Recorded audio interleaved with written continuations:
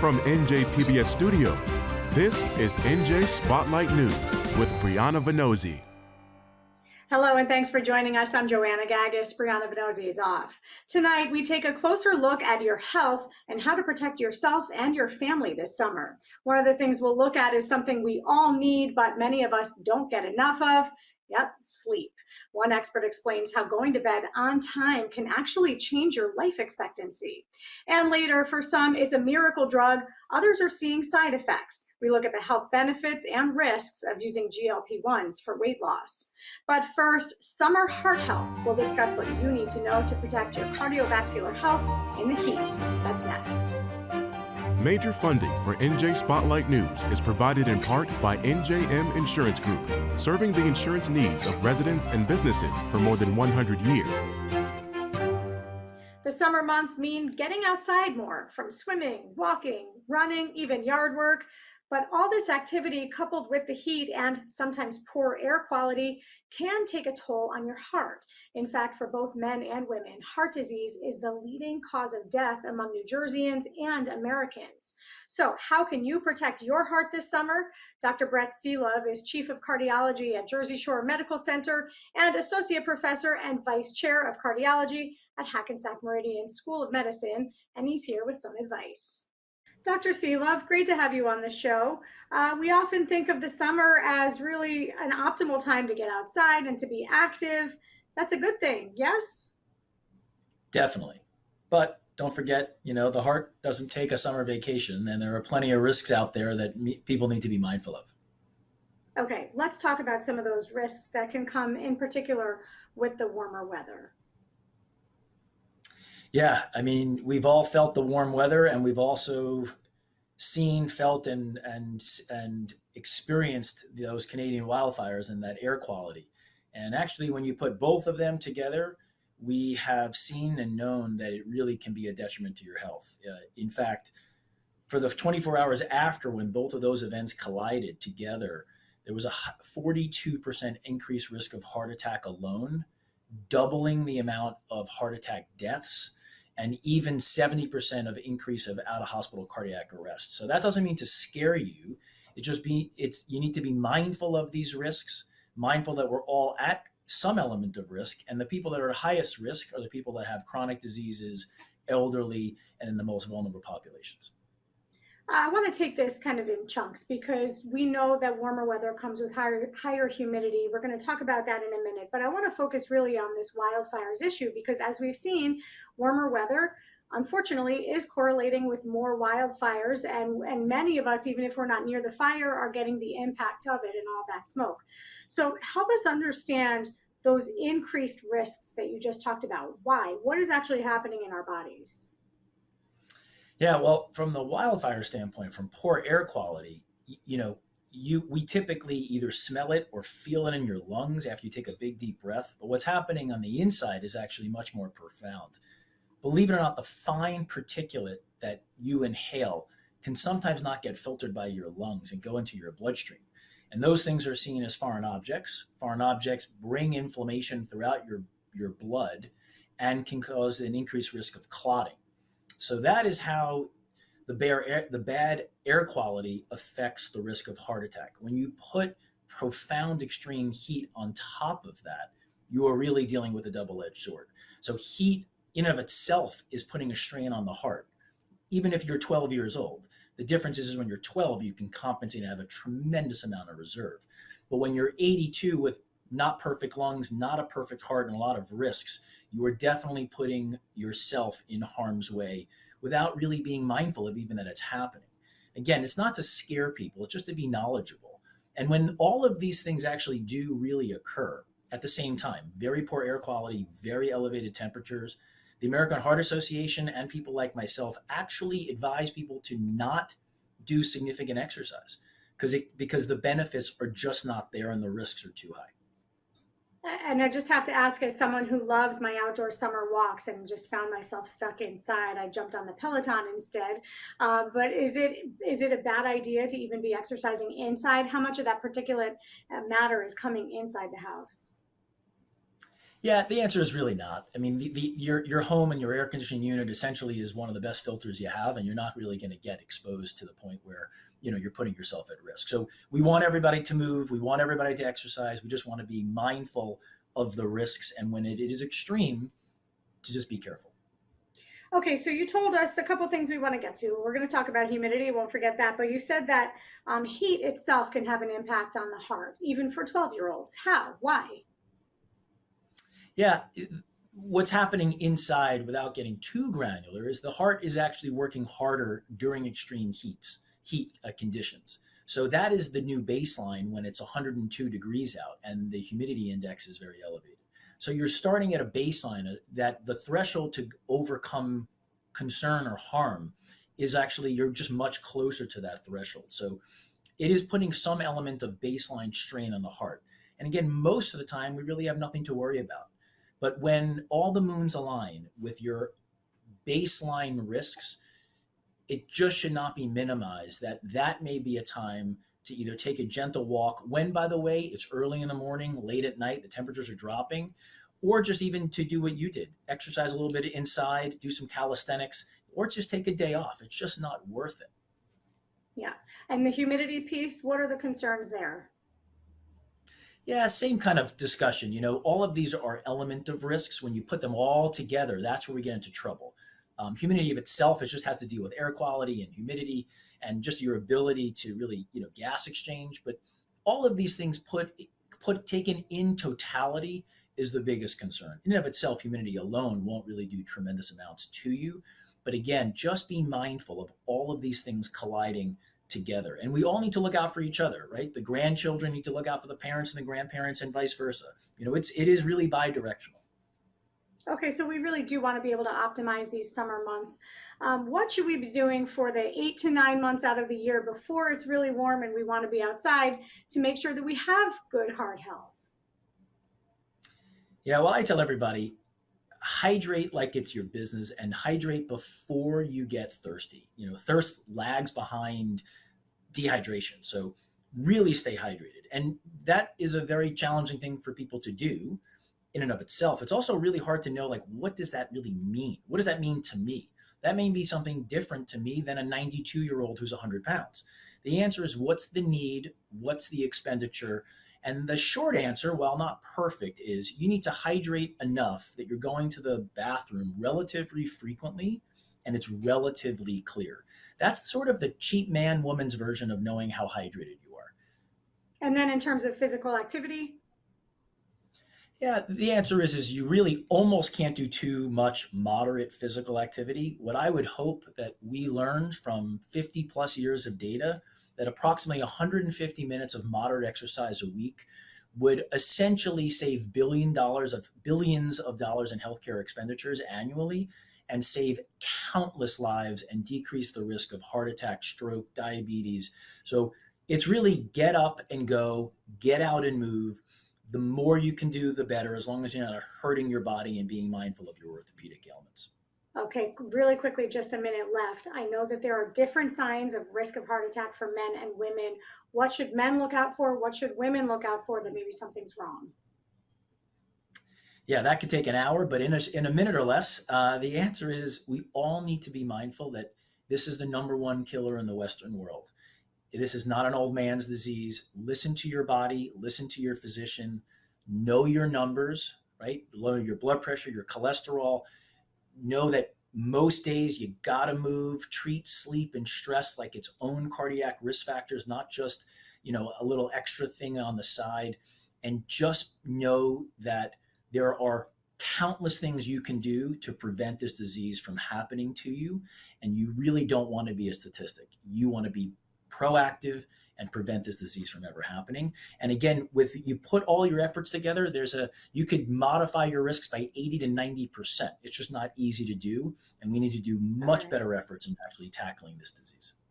And to know your numbers, you got to see a doctor. Dr. Brett Seelove, Chair of Cardiology at Jersey Shore University Medical Center, part of Hackensack Meridian Health. Thank you so much for the advice today. Appreciate it. Thanks for having me. About one-third of Americans don't get the recommended 7 hours of sleep a night, according to the CDC. And for many, the struggle isn't just getting to bed on time, it's sleeping well. So, how do you know when poor sleep is just a rough stretch or when it's something that needs medical attention? I recently spoke with Dr. Carol Ash, a pulmonologist at the Deborah Heart and Lung Center, about these issues. Dr. Ash, thanks for talking to us today. Let's be honest, many of us, maybe most of us, don't get the right amount of sleep. Can you just tell us what is the right number of hours that a person should get in a night? Well, Joanna, this is such a great topic because sleep is so critical for well-being and health.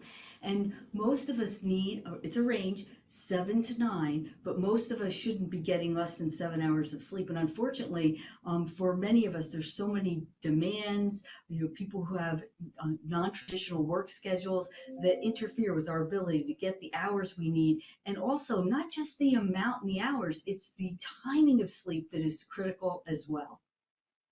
That timing, I want to understand that better.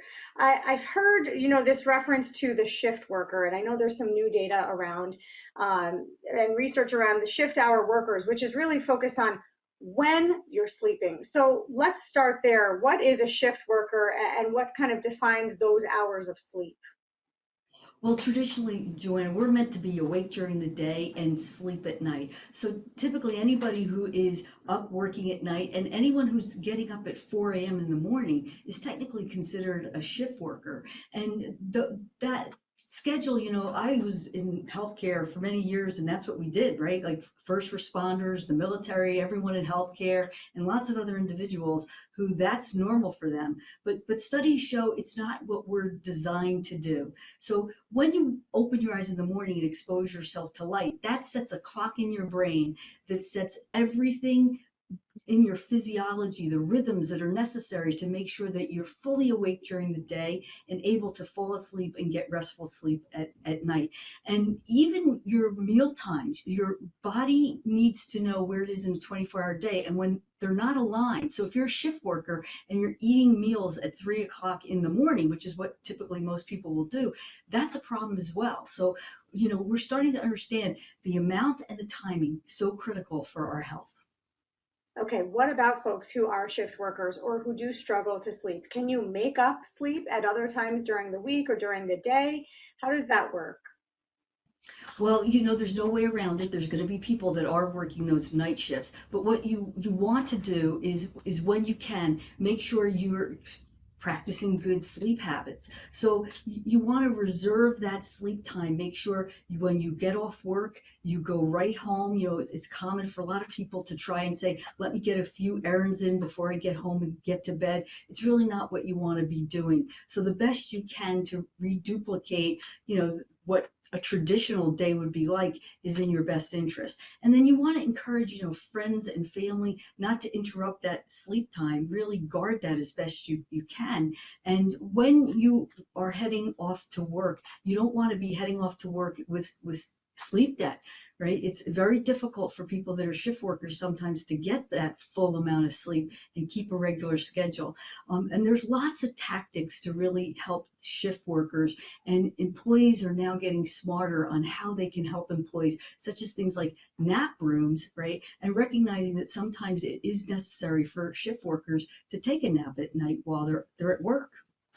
Okay, so for the rest of us who are not shift workers or who don't struggle to sleep at certain times, how important is a consistent sleep schedule from night to night? Like, what if I have a long weekend, or what if somebody is traveling and their sleep is disrupted? What's your advice in terms of how consistent sleep should be? Um, Consistency is probably the most important critical ingredient for getting a good quality sleep and your well-being. So what I tell patients, if they're going to do anything, try to get up the same time every single day, because awakening in the morning and exposing yourself to light at the same time every day is what sets that internal clock in those rhythms. And we might not think that what we did a week ago or several nights earlier is really impacting your health, but it can. So I'll say to my patients and family and friends, get up the same time every day, even on the weekends. Don't sleep in more than an hour, because if you do, you're going to reset that clock in your brain and you're essentially causing a form of social jet lag. And so on the weekends, you're better off, if you've created sleep debt, to take a nap, no more than 20 or 40 minutes, but that can offset any sleep debt you may have created. And there's a lot of demands on us, so it's never going to be perfect. So you'll have a few bad nights. It's okay. Just get back on track. Yeah, that's good advice. I have to give a shout out because I just love this routine. But if you've ever seen Joe Coy and his whole routine on sleep apnea and his near-death experiences at night, I really think he brought this into the conversation, kind of the general conversation about those who do struggle with sleep apnea. How do you know if you have sleep apnea or if you're struggling during your sleep? Some folks can't monitor that on their own.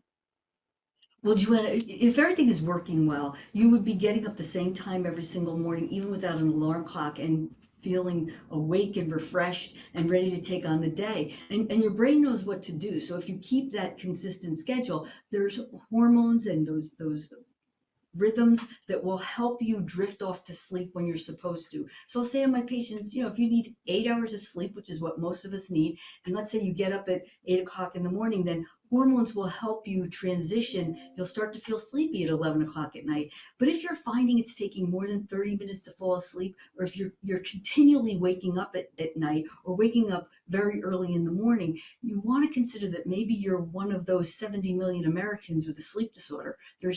There's 80 different sleep disorders.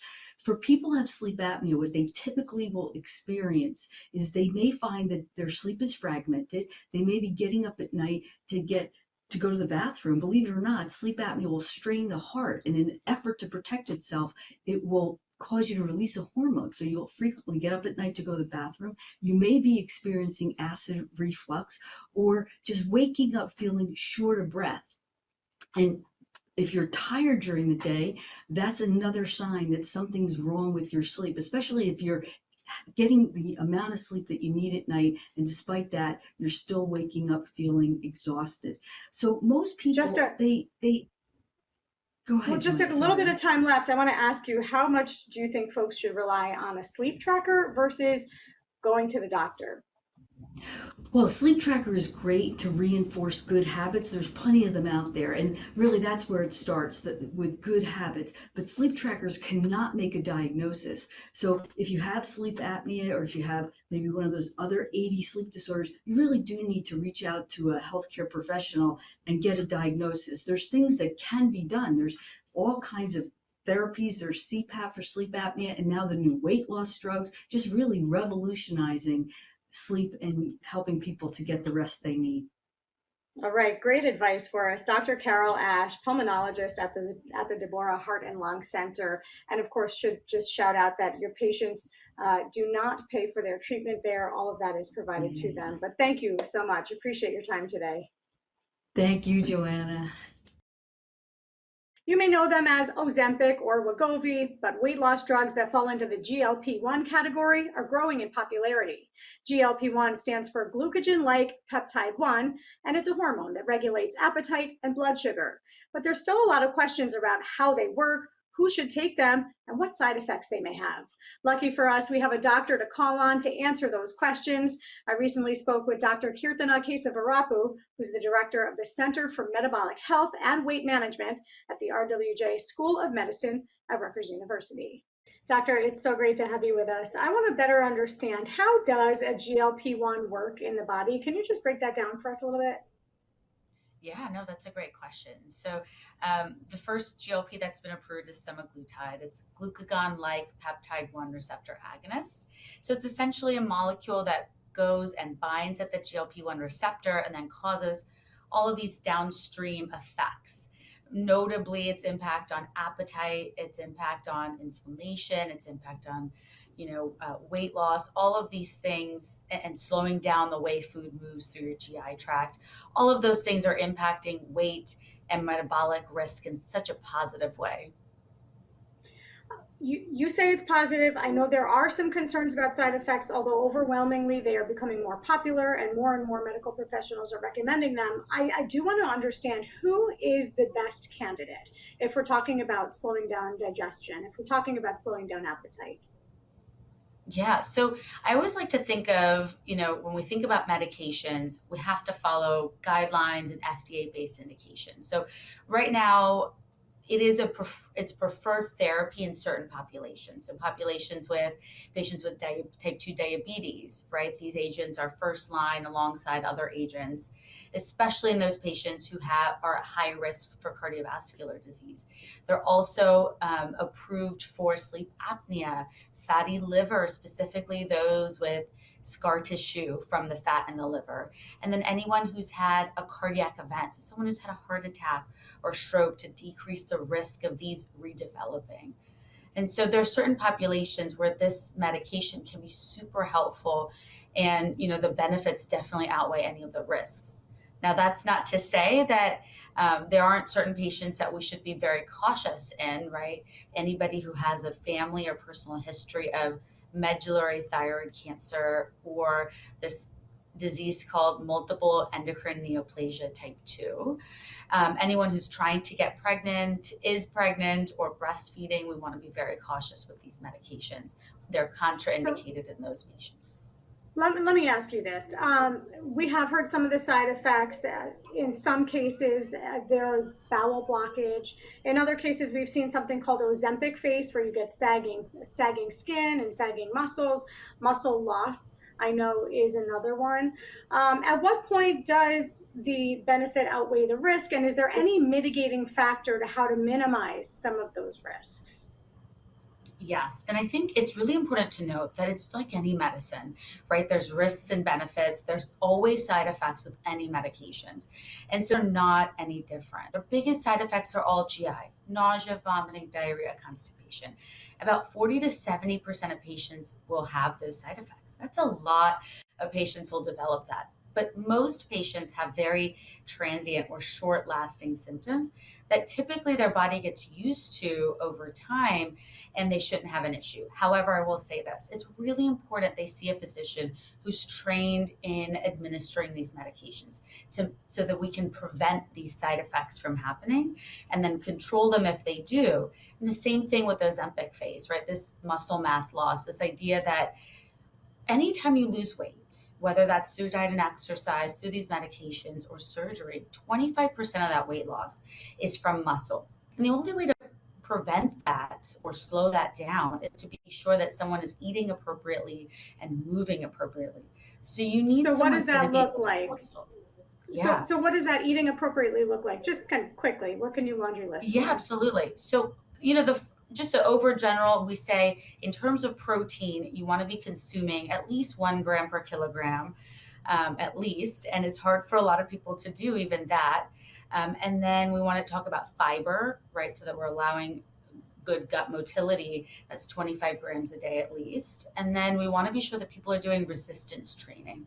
This idea that they're working their muscles, and then they're also consuming the protein. So together, they're going to build more muscle in their body. Yeah. And that's something we keep An track interesting, of. let me jump in here. An interesting positive side effect that we've been reading about is this impact potentially on people who struggle with addiction, and that these medications can actually reduce or even perhaps eliminate addiction. What is the science behind that? Is that evidence-based yet? So there are a lot of ongoing studies about the role of these medications in patients with alcohol abuse history. And we are seeing very positive results in the preliminary data. Now, the science is still being understood. We think that there's probably a role in the dopamine receptors in the brain that affect the reward pathways. So similar to how someone, was having those pathways activated by food, was having those pathways activated by a particular substance. So it might be impacting both of those. But I think we're still waiting on more data about the science behind it all. I have also seen that some folks are microdosing this, that they're taking very small doses, and maybe it's someone who's not struggling with obesity, but just wants to lose a little bit of weight. Is that advisable? Are medical professionals overseeing that type of treatment? So it is not FDA approved. And so right now, most physicians aren't recommending it. However, we all know that, are there patients that come to see me that are doing this? Yes. And I'll tell them the same guidelines, is that we don't have data on what happens if someone who doesn't have an elevated BMI or all of these metabolic conditions, what that does to the body. We don't know. And so there is a risk that you are running, that you may develop long-term side effects to these medications that we just don't know yet. Now, there are patients who can't tolerate full dose, and so sometimes they take a lower dose for a longer period of time. So that's something that we will recommend, but typically microdosing at this time, most providers are not routinely recommending it. All right. Still, obviously, a lot more to learn and study as this medication becomes more widespread. Yes. But thanks so much for shedding some light on it for us. Dr. Kirtana Kesavarapu with the RWJ School of Medicine at Rutgers University. Thank you. Thank you for having me. That's going to do it for us. I'm Joanna Gagis. For the entire team here at NJ Spotlight News, thanks for being with us. We'll see you next time. RWJ Barnabas Health. Learn more at rwjbh.org. NJM Insurance Group has been part of New Jersey for over a century. We support our communities through NJM's corporate giving program, supporting arts and culture-related and nonprofit organizations that serve to improve the lives of children, rebuild communities, and help to create a new generation of safe drivers. We're proud to be part of New Jersey. NJM, we've got New Jersey covered.